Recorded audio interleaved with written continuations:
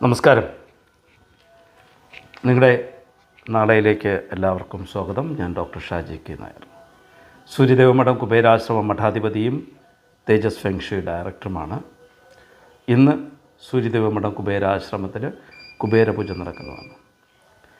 നമുക്ക് സ്വന്തമായിട്ട് ചെയ്യാൻ പറ്റുന്ന കുബേരപൂജയാണ് ഇവിടെ നടക്കുന്നത്. ദിനം പ്രതി ഒത്തിരി ആൾക്കാർ കൂടുതൽ വന്നുകൊണ്ടിരിക്കുകയാണ്. അപ്പോൾ കുബേരപൂജയിൽ പങ്കെടുക്കുമ്പോൾ 7 കുബേരപൂജയാണ് ഒരു കണക്ക് വരുന്നത്. 7 ശനിയാഴ്ച വേണമെങ്കിലും നടത്താം, അല്ലെങ്കിൽ 7 മാസങ്ങൾ കൊണ്ട് വേണമെങ്കിലും നടത്താം. രണ്ടാമത്തെ ശനിയാഴ്ചയാണ് വിശേഷാൽ കുബേരപൂജ ഉള്ളത്. അല്ലാത്തത് എല്ലാ ശനിയാഴ്ചയും കുബേരപൂജ ഉണ്ട്. ഓക്കെ, ഒരു 4 എണ്ണത്തിലൊക്കെ പങ്കെടുക്കുമ്പോൾ തന്നെ നമുക്ക് നല്ല റിസൾട്ടാണ് കിട്ടുന്നത്. താല്പര്യമുള്ളവർ സൂര്യദേവമഠം കുബേരാശ്രമത്തിൽ വിളിച്ച് ബുക്ക് ചെയ്തിട്ട് വരിക. ഇന്ന് ശനിയാഴ്ച. അതേപോലെ തന്നെ നാളത്തെ ദിവസത്തെക്കുറിച്ചൊന്ന് നോക്കാം. ഇപ്പം തരുന്നത് നമുക്ക് ഈ നാളത്തെ ദിവസം കഴിഞ്ഞിട്ടൊരു നല്ലൊരു ടിപ്സാണ് നിങ്ങൾക്ക് തരുന്നത്. ഫെങ്ഷിയുടെ മാറ്റി ഓരോ പ്രാവശ്യം ഇപ്പോൾ ക്ഷേത്രങ്ങളെക്കുറിച്ചായിരുന്നു. ഇനി ഫെങ്ഷിയുടെ ഓരോ ടിപ്സ് വേണമെന്ന് പറഞ്ഞാൽ ആൾക്കാർ വിളിച്ചിട്ടുണ്ടായിരുന്നു. ചെറിയ ടിപ്സുകളാണ് തരുന്നത്. ഓക്കെ, അപ്പോൾ നാളത്തെ ദിവസത്തെക്കുറിച്ച് നമുക്ക് വിശദമായിട്ട് നോക്കാം. 2023 ഡിസംബർ മാസം 17-ാം തീയതി 1199 ധനുമാസം 1-ാം തീയതി ഞായറാഴ്ചയാണ് നാളെ മലയാള മാസം 1-ാം തീയതിയാണ് ധനു. അപ്പോൾ എല്ലാവരും വളരെ ശ്രദ്ധിച്ച് കാര്യങ്ങളൊക്കെ കൈകാര്യം ചെയ്തുകൊണ്ട് പോവുക. 1-ാം തീയതി എന്ന് പറയുന്നത് ഒരു മാസത്തിൻ്റെ തുടക്കമല്ലേ. അപ്പോൾ അതിൻ്റേതായ രീതിയിൽ ആ വീട്ടിലെ ആൾക്കാർ 1-ാം തീയതി ഇരിക്കുക, ഇത് കൈനീട്ടം വാങ്ങിക്കുക, ഇങ്ങനെയൊക്കെയുള്ള ചടങ്ങുകളൊക്കെ ഉണ്ട്. അതൊക്കെ നോക്കിയും കണ്ടൊക്കെ ചെയ്തു പോകാം. അപ്പോൾ നാളത്തെ സൂര്യോദയം രാവിലെ 6:32 സൂര്യോദയം, വൈകുന്നേരം 6:03 സൂര്യാസ്തമയമാണ്. രാഹുകാലം വരുന്നത് 4:34 6 മണിക്ക് മധ്യയാണ്. അഭിജിത്ത് മുഹൂർത്തം വരുന്നത് 11:54 12:15 മധ്യയാണ്. മുഹൂർത്തം വരുന്നത് 12:09 12:40 മധ്യയാണ്. ഗുളികൻ ഉദയം വരുന്നത് 3:08 4:34 മധ്യയാണ്. യമകണ്ഠ സമയം വരുന്നത് 12:16 1:42 മധ്യയാണ് യമകണ്ഠ സമയം. ദിവസത്തെക്കുറിച്ചൊന്ന് വിശദമായിട്ട് നോക്കാം. അവിട്ടം നക്ഷത്രമാണ്.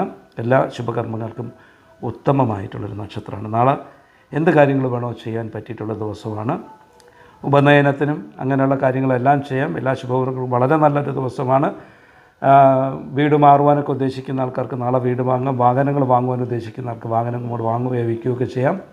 വസ്തു വാങ്ങുവാൻ ഉദ്ദേശിക്കുന്നവർക്കൊക്കെ അഡ്വാൻസൊക്കെ കൊടുക്കാൻ പറ്റിയിട്ടുള്ളൊരു ദിവസമാണ്. അതേപോലെ തന്നെ വിവാഹത്തിനുമൊക്കെ പറ്റിയിട്ടുള്ള ഒരു നല്ലൊരു ദിവസം. എന്തുകൊണ്ടും എല്ലാ കാര്യങ്ങളും നമുക്ക് നാളത്തെ ദിവസം ചെയ്യാൻ പറ്റിയിട്ടുള്ളൊരു ദിവസമാണ്.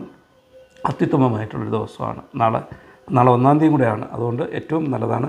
പറ്റുമെങ്കിൽ ശിവക്ഷേത്ര ദർശനമൊക്കെ നടത്തുന്നത് ഏറ്റവും ഉത്തമമായിരിക്കും.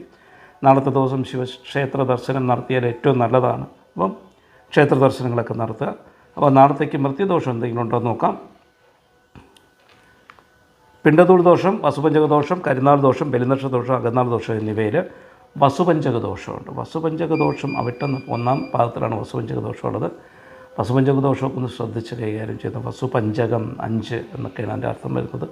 5 പേർക്ക് അല്ലെങ്കിൽ 5 മാസത്തിനകത്ത് നിന്നൊക്കെ പറഞ്ഞുകൊണ്ട് പറയാൻ പറ്റുന്ന ഒരു ദോഷങ്ങൾ ഭവിക്കും. അപ്പോൾ ആ വസുപഞ്ചക ദോഷം നമ്മളത് മാറ്റുക. ഓക്കെ, അത് മാറ്റിയിട്ട് കാര്യങ്ങൾ ചെയ്തു കൊണ്ടുപോകാം. അപ്പോൾ നമ്മൾ നാളത്തെ ദിവസം എല്ലാവർക്കും വളരെ ഭംഗിയായിരിക്കട്ടെ എന്ന് പ്രാർത്ഥിക്കുന്നു. നല്ല എന്ത് കാര്യം വേണോ നാളെ നമുക്ക് ചെയ്യാൻ പറ്റുന്നതാണ്. അതേപോലെ തന്നെ നമ്മൾ ഇമ്പോർട്ടൻ്റ് ആയിട്ടുള്ള ടിപ്സിലോട്ട് കിടക്കുകയാണ്. നമ്മുടെയൊക്കെ വീടുകളിൽ ഏറ്റവും കൂടുതൽ നമ്മൾ ശ്രദ്ധിക്കാതെ കണ്ടുപോകുന്നൊരു സാധനമാണ് ഈ പൈപ്പുണ്ടല്ലോ, ടാപ്പ്. ഈ പൈപ്പിൻ്റെ ടാപ്പിൽ നിന്ന് വെള്ളം ഇറ്റിറ്റിറ്റി പോകുന്ന ഒരു സമ്പ്രദായമുണ്ട്. എല്ലാ വീടുകളിലും കാണാം. വെള്ളം ആണ് നമ്മളെ സാമ്പത്തികം നിലനിർത്തുവാനും വെള്ളത്തിന് കഴിവുണ്ട്, സാമ്പത്തികം കളയുവാനും വെള്ളത്തിന് കഴിവുണ്ട്. അത്രയും പവർഫുള്ളാണ് ജലം. നമ്മളൊരു ടാപ്പിലൂടെ ഇറ്റിറ്റ് പോകുമ്പോൾ ഒരു സെക്കൻഡിൽ ഒരു തുള്ളി വെള്ളം എന്നുള്ള രീതിയിൽ പോയി കഴിഞ്ഞാൽ ഒരു ദിവസം ആകുമ്പോൾ ഏകദേശം ഒരു 9-10 ലിറ്റർ വെള്ളം വരെ നമ്മുടെ നിന്ന് പോകുന്നുണ്ട്. അപ്പോൾ അത്രയും വെള്ളം നമ്മുടെ നിന്ന് നഷ്ടപ്പെടുമ്പോൾ അത്രത്തോളം സാമ്പത്തികം നമ്മുടെ കയ്യിൽ നിന്ന് നഷ്ടപ്പെട്ടു പോകും എന്നാണ് പറയാറ്. അങ്ങനെ ഇന്ന് തന്നെ നിങ്ങളുടെ വീട്ടിലെ എല്ലാ പൈപ്പുകളും ചെക്ക് ചെയ്തോളൂ. സകല പൈപ്പുകളും ചെക്ക് ചെയ്തോളൂ. ഏതെങ്കിലും ഒരു പൈപ്പ് ലീക്ക് ഉണ്ടെങ്കിൽ ഒന്നുകിൽ അത് ഫുൾ ടൈറ്റ് ചെയ്ത് അങ്ങ് അടച്ചു വയ്ക്കുക, തുറക്കരുത്. അഥവാ ഇതാണെങ്കിൽ ടാപ്പ് മാറ്റി നോക്കൂ. വളരെ ഫാസ്റ്റായിട്ട് നിങ്ങൾക്ക് അതിൻ്റെ ചേഞ്ച് അറിയാൻ പറ്റും.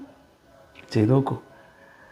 വളരെ ഇമ്പോർട്ടൻ്റ് ആയിട്ടുള്ളൊരു ടിപ്സാണത്. കാരണം പൈപ്പിലൂടെ വെള്ളം ലീക്ക് ചെയ്ത് പൊയ്ക്കൊണ്ടിരിക്കുകയാണെങ്കിൽ ഉറപ്പായിട്ട് നമ്മുടെ ഇന്ന് സാമ്പത്തികം അറിയാതെ നഷ്ടപ്പെട്ടുകൊണ്ടേയിരിക്കും. നമ്മളിപ്പോൾ കുറച്ച് പൈസ നമ്മൾ സേവ് ചെയ്ത് വെച്ചെന്ന് വെച്ചോളൂ, പെട്ടെന്ന് വാഹനത്തിനൊരു കംപ്ലയിൻറ്റ് വന്നാൽ ആ പൈസ തീരാം, പെട്ടെന്നൊരു അസുഖം വന്നാൽ ആ പൈസ തീരാം, ആരെങ്കിലും വന്ന് കടമാച്ചുകൊണ്ട് പോയാൽ തിരിച്ച് കിട്ടാതിരിക്കുക, ഇങ്ങനെയൊക്കെയുള്ള കാര്യങ്ങൾ സംഭവിക്കും. അപ്പോൾ എപ്പോഴും നമ്മൾ ശ്രദ്ധിക്കുക, വീട്ടിൽ ടാപ്പ് ഉണ്ടെങ്കിൽ ആ ടാപ്പ് ലീക്ക് ഉണ്ടെങ്കിൽ അത് ഇന്ന് തന്നെ ക്ലിയർ ചെയ്തോളൂ. അടുത്തൊരു എപ്പിസോഡുമായിട്ട് കാണുന്നത് വരേക്കും നന്ദി, നമസ്കാരം.